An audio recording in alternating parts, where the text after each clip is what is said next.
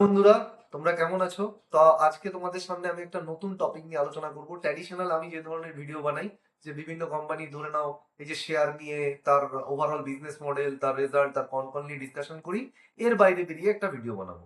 তো বিভিন্ন মানুষজন আছেন এবং আমার অনেক ছোট ছোট ভাইয়েরা আছেন যারা আমার কাছে জানতে চায় যে ইকুইটি রিসার্চে দাদা কেরিয়ার করতে গেলে আমাকে কি করতে হবে। তো সহজ ভাষায় যদি আপনি ইকুইটি রিসার্চে কেরিয়ার করতে চান, তার জন্য আপনাকে কিন্তু বিজনেসের প্রতি আগ্রহ থাকতে হবে। এখানে অনেকের একটা মিসকনসেপশন আছে, অনেকে মনে করে যদি আমি কোনো একটা পার্টিকুলার ডিগ্রি করে নিই তাহলে আমি ইকুইটি রিসার্চে কাজ পেয়ে যাবো। হ্যাঁ, এটা ঠিক যে ডিগ্রি করা থাকলে বিভিন্ন সংস্থা যেগুলো আছে, বিশেষ করে আমাদের ভারতবর্ষের ডিগ্রির প্রতি প্রেমটা অনেকটা বেশি, সেই জন্য কিছু সংস্থা আছে যারা কিন্তু এই সিএফএ, আপনি বড় জায়গা থেকে এমবিএ করেছেন সেই জিনিসগুলোর উপর কিন্তু তারা বেশি প্রাধান্য দেয়। কিন্তু ব্যাপারটা হচ্ছে এইগুলো ছাড়াও যে ইকুইটি রিসার্চ, মানে এগুলো ছাড়াও যে ইকুইটি রিসার্চ অ্যানালিস্ট হওয়া যায়, তা হওয়া যায় না এমন নয়। আপনি কিন্তু এগুলো ছাড়াও ইকুইটি রিসার্চ অ্যানালিস্ট হতে পারবেন। তার জন্য আপনাকে কিন্তু বেশ কিছু স্কিল ডেভেলপ করতে হবে। সেই স্কিল ডেভেলপ মানে এই নয় যে আপনি অনেকগুলো কোর্স করে নিলেন, ৫-৬টা কোর্স করে নিলেন, বিজ্ঞাপন থেকে প্রভাবিত হলেন, সেখানে গিয়ে বলল যে আপনাকে জব দিয়ে দেবে, এরকম কিন্তু আমি বলছি না। আপনাকে যেটা করতে হবে, কোর স্কিল ডেভেলপ করতে হবে। প্রথম কথা হচ্ছে, যদি কিনা আপনি ইকুইটি রিসার্চে বা শেয়ার মার্কেট নিয়ে আপনি আগ্রহী থাকেন, সবার আগে হচ্ছে মার্কেটে কে কি বলছে, আপনার পাড়ায় আপনার বন্ধু কি বলছে, এগুলো ছাড়ুন। প্রথম যেটা করবেন, যেকোনো বিজনেস নিউজ পেপার প্রত্যেকদিন পড়ুন। মানে সেটা ইকোনমিক টাইমস হতে পারে, সেটা বিজনেস স্ট্যান্ডার্ড হতে পারে, আপনার যেটা পছন্দ হয় সেই ধরনের বিজনেস যে নিউজ পেপার আছে সেটা পড়ুন। সেখানে দেখুন যে দৈনন্দিন কি কি ধরনের মানে ইকোনমি ওরিয়েন্টেড খবর, এই মুহূর্তে ইকোনমিতে কি হচ্ছে, সারা ওয়ার্ল্ডের অর্থনীতিতে কি হচ্ছে, সেই সমস্ত ইকোনমিতে যা যা ঘটনা ঘটছে সেগুলো আমাদের শেয়ার মার্কেটে কিভাবে প্রভাব ফেলতে পারে, সেটা পজিটিভ প্রভাব ফেলবে নাকি নেগেটিভ প্রভাব ফেলবে। এই যেমন আমরা শুনছি এই মুহূর্তে মিডিল ইস্টে যুদ্ধ হচ্ছে। তো মিডিল ইস্টে যুদ্ধের জন্য কোন কোন জিনিসের দাম বেড়ে যাচ্ছে, মানে কোন কোন জিনিস আমরা বাইরে থেকে ইম্পোর্ট করি যেটা তেলের দামের সঙ্গে সরাসরি সম্পর্কযুক্ত। তেলের দাম যদি ব্যারেল ব্যারেল পিছু বেড়ে যায় তাহলে তার উপর এফেক্ট পড়ে যাচ্ছে।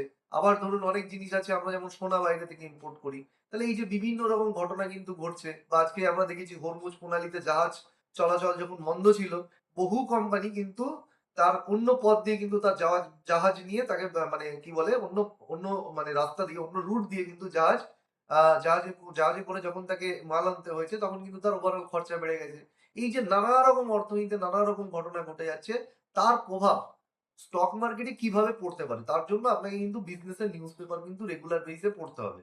এবং দেখতে হবে যখনই কোনো নিউজ আপনি পড়ছেন, সেটা কোনো ইকোনমি রিলেটেড হোক অথবা কোনো পার্টিকুলার সেক্টর রিলেটেড হোক, সেটা আপনাকে দেখতে হবে যে ওই পার্টিকুলার সেক্টরে যে ঘটনা ঘটছে সেটা স্টকের উপর কিভাবে এফেক্ট ফেলতে পারে। এবার ধরুন ওই পার্টিকুলার সেক্টরে কতগুলো স্টক রয়েছে, মানে ধরুন সহজ ভাষায় বলি, ধরুন এমন কিছু একটা গভর্নমেন্ট অ্যানাউন্স করলো, ধরুন সেটা রিনিউয়েবল সেক্টর নিয়ে।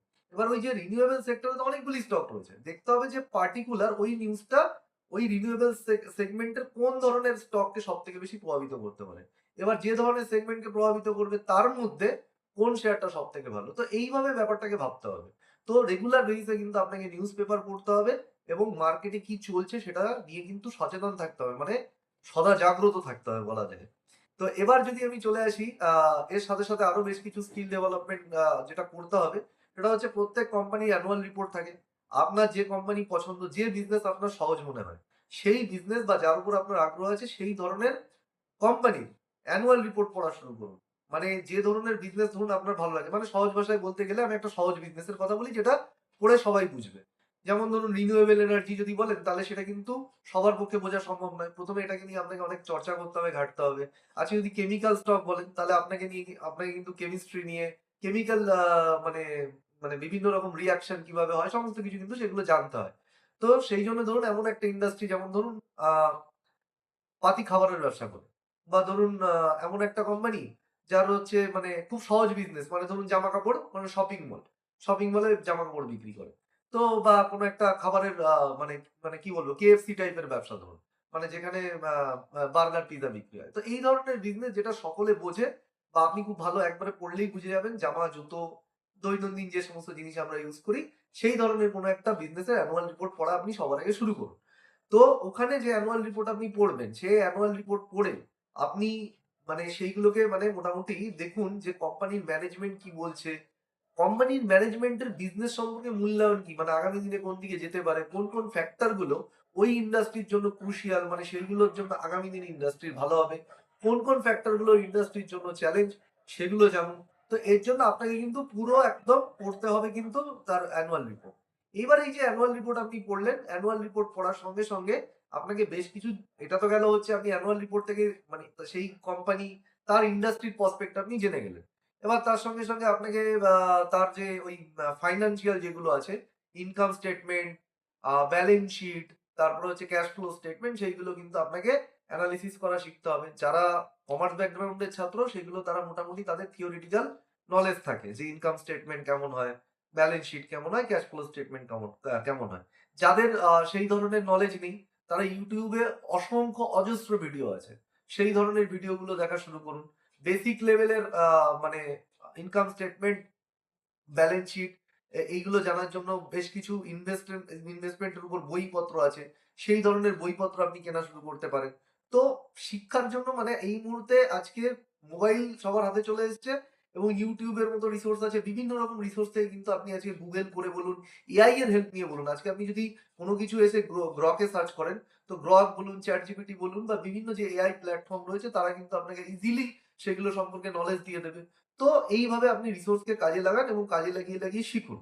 এর সঙ্গে সঙ্গে যদি আপনি মানে এটা তো গেল ইনভেস্টমেন্ট সম্পর্কে বা ফিলোসফি ডেভেলপমেন্ট করবার জন্য। আপনি ধরুন তার সঙ্গে সঙ্গে কোম্পানিতে কোনো কোম্পানিতে জব পেতে চান।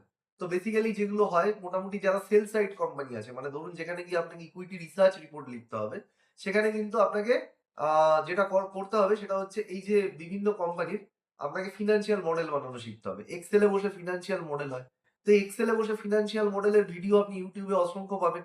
অনেক ফ্রি কোর্স মানে অনেক ক্রিয়েটর আছেন যারা আপলোড করে রেখে দিয়েছেন, সেগুলো আপনি দেখতে পারেন। চাইলে আপনি কোনো রকম কোর্স কিন্তু কিনে নিতে পারেন, মার্কেটে অজস্র কোর্স অ্যাভেলেবেল আছে, বেসিক লেভেলের কোর্স, যেখান থেকে আপনি শিখবেন যে কোনো বিজনেসের প্রজেকশনটা কিভাবে করতে হয়।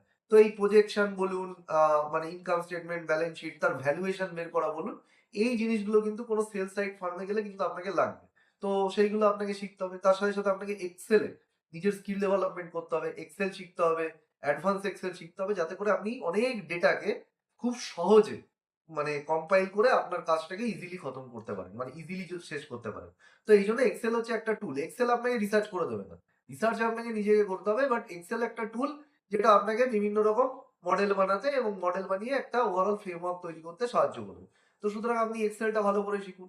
এবার তার সাথে সাথে আহ, যেটা করা উচিত সেটা হচ্ছে প্রত্যেকটা কোয়ার্টার শেষে ম্যানেজমেন্টের ইনভেস্টার প্রেজেন্টেশন আসে, সেই ইনভেস্টার প্রেজেন্টেশন গুলো পড়ুন। মানে যে কোম্পানি আপনার ইন্টারেস্ট আছে বা ধরুন আপনি নিজে ইনভেস্টমেন্ট করছেন, তো সেই কোম্পানির প্রেজেন্টেশনে যান, প্রেজেন্টেশনে গিয়ে প্রেজেন্টেশনটা ভালো করে পড়ুন। তার সঙ্গে সঙ্গে দেখুন যে জায়গাগুলো মনে হচ্ছে আপনার ক্ল্যারিফিকেশন দরকার, মানে ওখানে আপনি বুঝতে পারছেন না, যে ধরুন প্রেজেন্টেশনে দেখছেন যে সেলসটা পড়ে গেছে, তো সেলসটা কেন পড়েছে, বা ধরুন প্রফিটটা পড়ে গেছে, প্রফিটটা কেন পড়েছে, তার জন্য আপনাকে কি করতে হবে, কোম্পানির কনফারেন্স কলে যেতে হবে। কনফারেন্স কল যেসব ট্রান্সক্রিপ্ট আছে আপনি স্কিনার ফ্রি ওয়েবসাইট সেখানে পেয়ে যাবেন। বিএসসির ওয়েবসাইটে যদি কোনো কোম্পানির নাম লিখে সার্চ করেন, তারপরে তার কন কলের ট্রান্সক্রিপ্ট আপনি পেয়ে যাবেন। তো কন কলের ট্রান্সক্রিপ্টটা খুলুন, খুলে পড়ে দেখুন যে ম্যানেজমেন্ট বলছে, মানে ম্যানেজমেন্ট নিশ্চয়ই বলবে যে কি কারণে তাদের সেল পড়ে গেছে। অ্যানালিস্টরা কোশ্চেন করবে যে আপনার সেল কেন পড়েছে বা আপনার প্রফিট কেন পড়েছে, আগামী দিনে এই প্রফিট আরো পড়তে পারে কি বাড়তে পারে, ম্যানেজমেন্ট আগামী দিনে কি মনে করছে, বিজনেস ভালো যাবে না খারাপ যাবে, ভালো যদি যায় কোন কোন অ্যাঙ্গেল থেকে ভালো যাবে, কোন কোন অ্যাঙ্গেল থেকে খারাপ যাবে। এই জিনিসগুলো আপনি ভালো করে কন কল ট্রান্সক্রিপ্ট পড়ুন এবং সেগুলো খাতায় লিখে রাখুন যে এইগুলো হচ্ছে বিজনেসের পজিটিভ, এইগুলো নেগেটিভ, এর উপর ভিত্তি করে বিজনেসটা আগামী দিনে এই জায়গায় যেতে পারে, মানে এটা ভালো এটা খারাপ। যদি ভালোর পরিমাণ বেশি হয়, আপনার যদি মনে হয় যে না এটা সবকিছু ভালো, তাহলে তার উপর ভিত্তি করে আপনার ডিসিশন হবে। খারাপ হলে তার উপর ভিত্তি করে ডিসিশন হবে। এবং তার সাথে সাথে আপনি একটা দেখুন যে কোম্পানির প্রাইস এখন কোন মানে কোম্পানির যে শেয়ার প্রাইস সেটা কোন জায়গায় আছে, তার উপর ভিত্তি করে একটা ভ্যালুয়েশন করুন। ভ্যালুয়েশন করার জন্য যে সমস্ত টেকনিক আছে, প্রাইস আর্নিং থেকে শুরু করে ইভি বিডা থেকে শুরু করে এক এক সেক্টরের জন্য এক এক ধরনের কোম্পানির জন্য এক এক ধরনের মাল্টিপল আছে। তো ভ্যালুয়েশন সম্পর্কেও আপনি ইউটিউবে অনেক ভিডিও পেয়ে যাবেন। তার সঙ্গে সঙ্গে আপনি বিভিন্ন রকমের ভ্যালুয়েশন ধরুন যেগুলো বললাম, তো ভ্যালুয়েশন গুলো আপনাকে বেসিক লেভেলে করতে হবে। আপনাকে একটা প্রজেকশন করে দেখতে হবে যে যেমন ধরুন ব্যাংকিং ইন্ডাস্ট্রির ক্ষেত্রে প্রাইস টু বুক ভ্যালু। তো এরকম ধরনের বিভিন্ন মাল্টিপল আছে যার সাহায্যে আপনাকে ভ্যালুয়েশন করে দেখতে হবে যে স্টকটা এই মুহূর্তে সস্তা নাকি মানে অনেক দাম বেশি রয়েছে, মানে কেনা যাবে নাকি যাবে না। তো সেইগুলোকে ভালো করে আগে আপনাকে শিখতে হবে এবং তার জন্য অজস্র ভিডিও রয়েছে। আপনি যদি চান, আপনাদের যদি কোনো জানার থাকে, তাহলে আপনি এই চ্যানেলের কমেন্ট বক্সে এসে কমেন্ট করতে পারেন, আমিও সেই জিনিস নিয়ে কিন্তু ভিডিও বানানোর চেষ্টা করবো আপনাদের সুবিধার্থে। তো এই হচ্ছে মানে আপনার জার্নি মানে স্টেপ বাই স্টেপ হওয়া উচিত। যদি আপনি এই স্টেপ বাই স্টেপ সঠিকভাবে ফলো করতে পারেন এবং আপনার যদি জানার এবং শেখার খিদে থাকে, তাহলে ডিগ্রি কিন্তু কোনো ম্যাটার নয়।